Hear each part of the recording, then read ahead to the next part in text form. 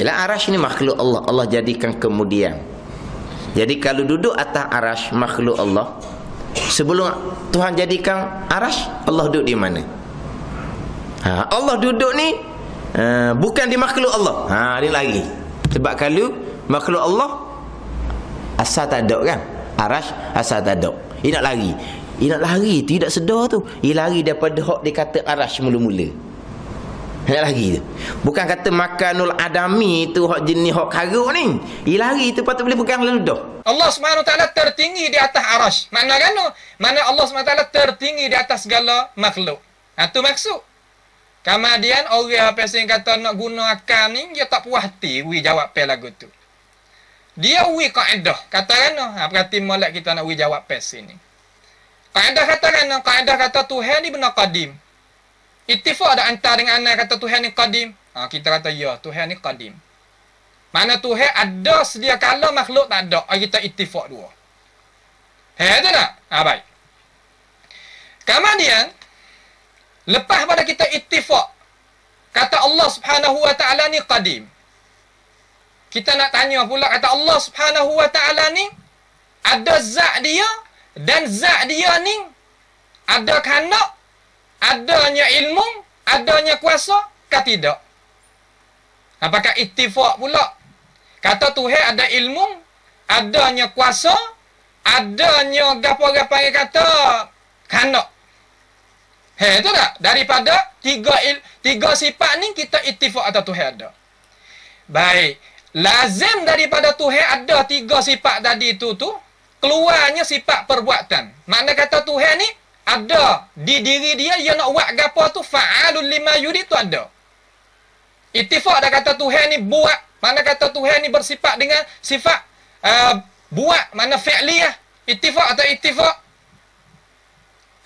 Maka kita dua pihak jawab atau Tuhan kita ittifaq atau Tuhan ni fa'alul lima yurid. Nampak tak? Baik. Kalau gitu Allah Subhanahu wa taala ni jadikan segala makhluk, kemudian dia itu menamakan dia tertinggi di atas segala makhluk tu dengan istiwa. Maka istiwa tadi ni orang panggil sifat zatiyah ke sifat fi'liyah? Kita kata sifat fi'liyah. Makna kan sifat fi'liyah? Makna sifat perbuatan Tuhan.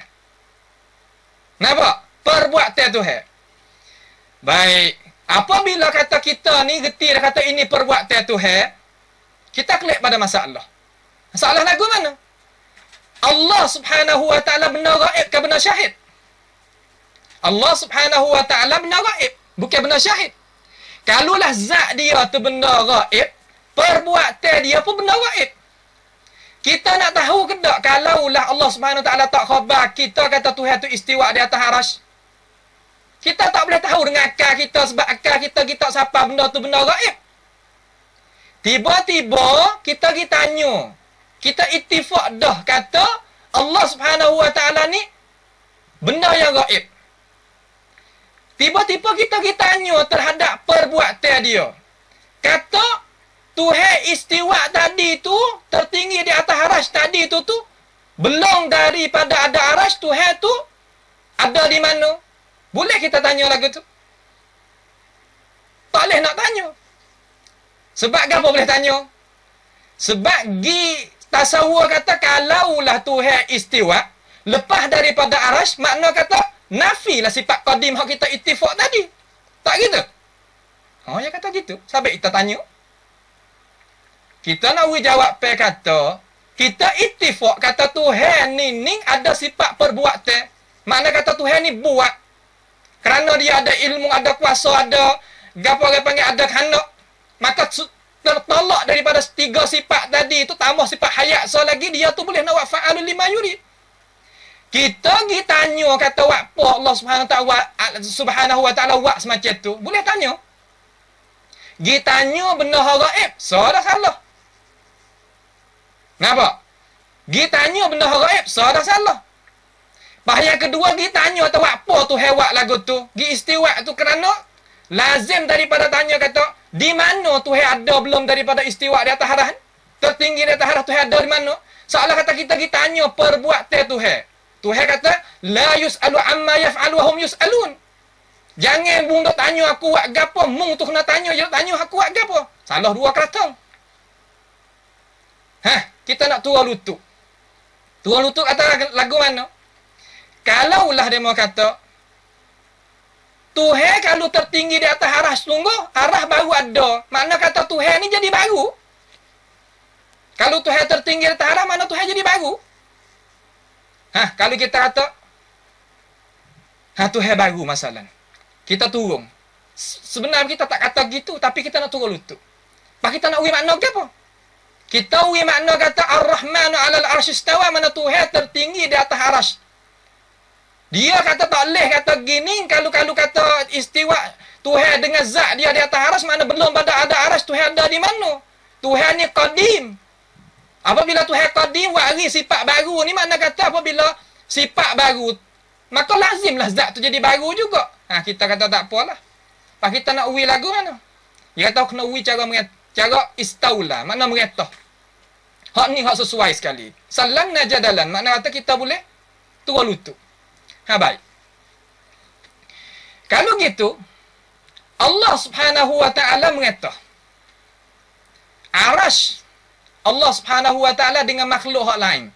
Arah ada dulu ke makhluk langit bumi ada dulu? Jawab, Tubek kata arasy ada dulu. Tak gitu? Arasy ada dulu. Kemudian Allah Subhanahu wa taala ghayak dalam Al-Quran, inna rabbakumullahu alladhi khalaqas samawati wal arda fi sittati ayyam.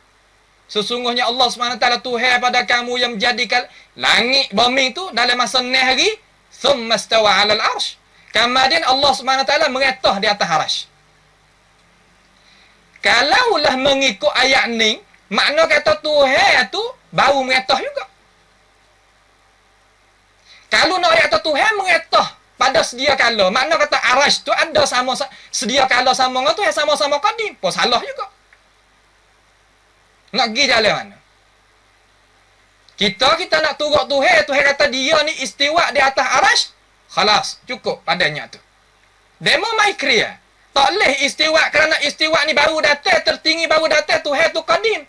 Kalau kita wi makna kata meretah, belum daripada ada arasy, Tuhan meretah kata meretah. Meretah hendak di atas arasy. Dia tak boleh nak kata benda tak ada lagi. Makna kata ada arasy, kamar dia Tuhan meretah. Mana baru juga, lazim kata baru juga. Kalau kita hak mana lebih molek? Kita turut Tuhan kan kita nak turut tak kita? Hak molek kita turut Tuhan. Hak tu hak kena. Ini cara yang dijawab oleh ulama kita. Faham tak? Ni sebab itulah Imam Zahabi kata, syar'iyyatu qaulil muslim aina Allah.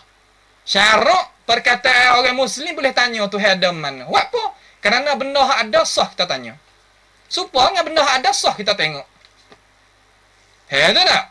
Yang kedua, wathaniha qaulul mas'ul fis sama'. Orang yang kena tanya tu jawab kata Tuhan ada fis sama', ai fil ulu. Allah Subhanahu wa taala ada dia atas pada segala makhluk, bukan di makhluk, bukan dalam makhluk. Salah mana jawab sepengah Nabi jawab Nabi Iqra. Kemudian Imam Zahabi kata, faman ankara hatainil mas'alataini, siapa-siapa ada engkar dua masalah ni. Nabi tanya, Nabi Iqra. Fa inna ma yunkiru 'alal Mustafa sallallahu alaihi wasallam. Maka sesungguhnya orang semacam tu orang engkar di atas Nabi. Berani tak kita nak pergi kata kita ni tak sah? Tak berani. Dia nak berani engkar di atas Nabi.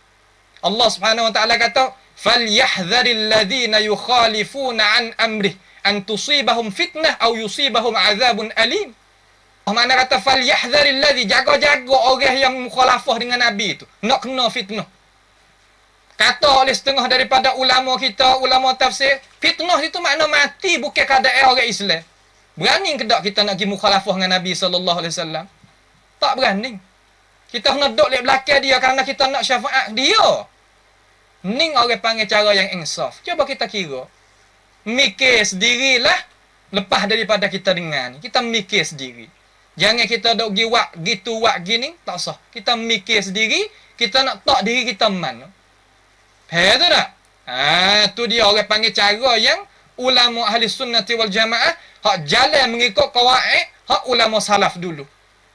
Hak ulama salaf dulu. Walaupun kita iqrar dan kita aku dan kita beri hormat terhadap ulama-ulama khalaf kita yang mempertahankan akidah juga.